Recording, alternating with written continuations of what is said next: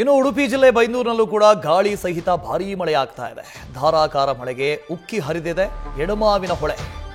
ಹೊಳೆ ಉಕ್ಕಿ ಹರಿದ ಪರಿಣಾಮವಾಗಿ ಗ್ರಾಮದಲ್ಲಿ ನೆರೆ ಸೃಷ್ಟಿಯಾಗಿದೆ.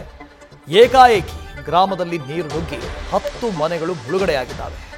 ಬೈಂದೂರು ಬಂಟರ ಸಂಘದಲ್ಲಿ ಗಂಜಿ ಕೇಂದ್ರ ಸ್ಥಾಪನೆ ಮಾಡಿದ್ದಾರೆ.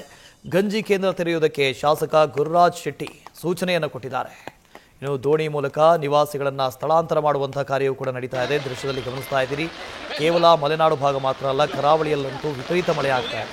ಅದು ಕರಾವಳಿಯ 3 ಜಿಲ್ಲೆಗಳಲ್ಲಿ ಭಾರೀ ಪ್ರಮಾಣದಲ್ಲಿ ಮಳೆ ಆಗ್ತಾ ಇದೆ. ಇಲ್ಲಿ ಬೈಂದೂರಿನಲ್ಲಿ ಎಡಮಾವಿನ ಹೊಳೆ ಉಕ್ಕಿ ಹರಿದಿದೆ. ಸಂಪೂರ್ಣವಾಗಿ ತೋಟ, ಗದ್ದೆ, ನದಿ ಎಲ್ಲವೂ ಒಂದೇ ಥರ ಆಗಿದೆ.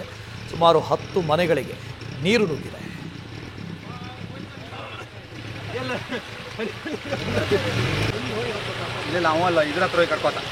ಎಲೆಕ್ಟ್ರಿಕ್ ಪಾಸ್ ಮಾಡಿ ಹೈಕ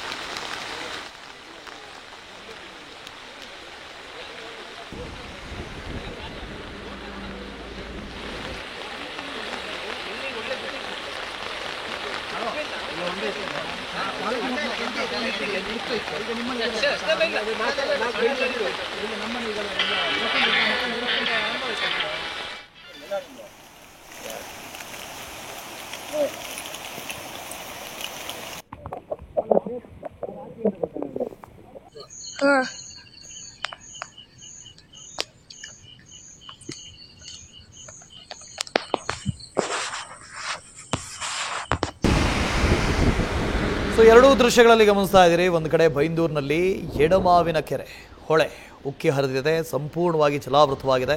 ಇನ್ನೊಂದು ಕಡೆ ಹಳಗೇರಿ ಗ್ರಾಮದ ಮನೆಗಳಿಗೂ ಕೂಡ ನೀರು ನುಗ್ಗಿದೆ. ಅಲ್ಲಿ ಬೋಟ್ಗಳ ಮುಖಾಂತರ ಅಲ್ಲಿರುವಂಥ ಜನರನ್ನು ಬೇರೆ ಕಡೆಗೆ ಸ್ಥಳಾಂತರ ಮಾಡುವಂಥ ಕೆಲಸ ಆಗ್ತಾ ಇದೆ.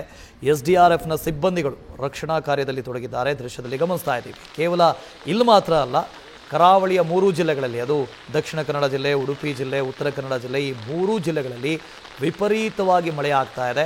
ಮುಂಬರುವ 3 ದಿನಗಳಲ್ಲೂ ಕೂಡ ಭಾರೀ ಪ್ರಮಾಣದಲ್ಲಿ ಮಳೆಯಾಗುತ್ತೆ ಅನ್ನೋ ಮುನ್ಸೂಚನೆ ಇದೆ. 3 ದಿನಗಳಿಗೂ ರೆಡ್ ಅಲರ್ಟ್ ಅನ್ನು ಘೋಷಣೆ ಮಾಡಲಾಗಿದೆ.